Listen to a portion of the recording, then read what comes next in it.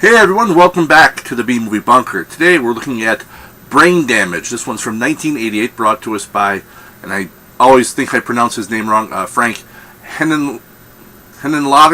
This is the same guy who brought us Basket Case and Frankenhooker.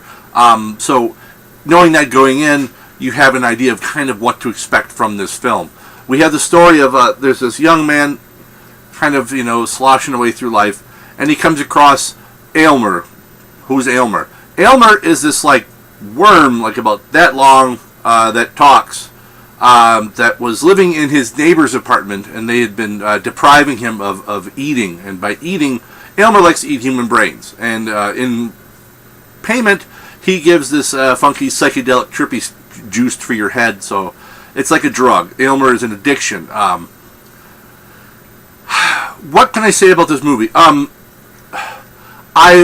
like the effects of Aylmer himself, the little kind of puppet type worm thing, and the ego on Aylmer is just fantastic. I mean, he's definitely got a Shatner-esque ego to him. I mean, it's gigantic, and I love that about the character. I love the character of Aylmer quite a bit.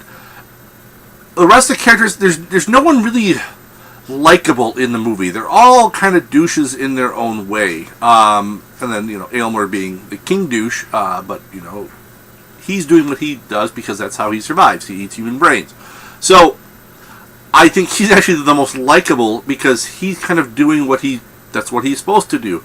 The other people are just kind of douches. So I couldn't really connect to any of the other characters, which, in a lot of movies, would make me immediately disconnect from the film. I didn't get that with this one because I still had some connection to Aylmer himself, and then the overall lying thing of, kind of like an addiction, because Aylmer is an addiction. I mean, you want more of that funky brain juice that he gives you.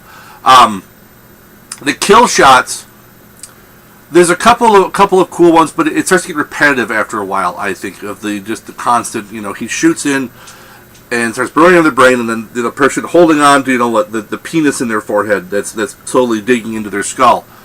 That gets repetitive after a while, although I will say this movie did giving head or getting head, a little different definition to it, which was kind of funny. There's some humor. I mean, you have to have a certain sick, perverse humor to enjoy a film like this, and in some ways I do. Do I think this is his best work? No, I actually liked Basket Case and Frankenhooker more than this, but I did not enjoy this movie. I mean, scale of 1 to 10, this is... it's kind of what I imagine being on LSD is like. I've never really done drugs, but I imagine if I did, there'd be some little brain dude burrowing into people's skulls. And that's kind of how I feel about this one. There's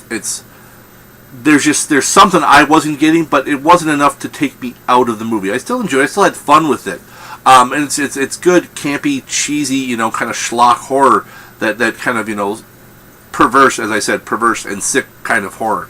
And I will say, I think Aylmer's got a certain fondness. I mean, and this may sound wrong, but likes the dark meat. I mean, there's, or maybe he's indiscriminate. He doesn't discriminate on who he kills, because I think probably overall he probably kills a couple more white people, but he seems to like the black people too. So he's not a picky killer when it comes to eating brains. I mean, I guess any brain is a good brain in his mind. Which there's a message for you: equality in the killing that monsters do. Monsters are the great equalizers. That's what you take from this movie. So if you like that campy, cheesy, gory kind of horror, you should check this one out. I mean, especially if you've seen Basket Case, if you've seen Frankenhooker, if you've seen any of Frank's other work and you like it, and you haven't seen this, you really should. It was just kind of fun. And yes, it's a bit dated, but you know what? It's part of its charm. So, that's all I had for this one. Till next time, why don't you stay safe in the wasteland, folks.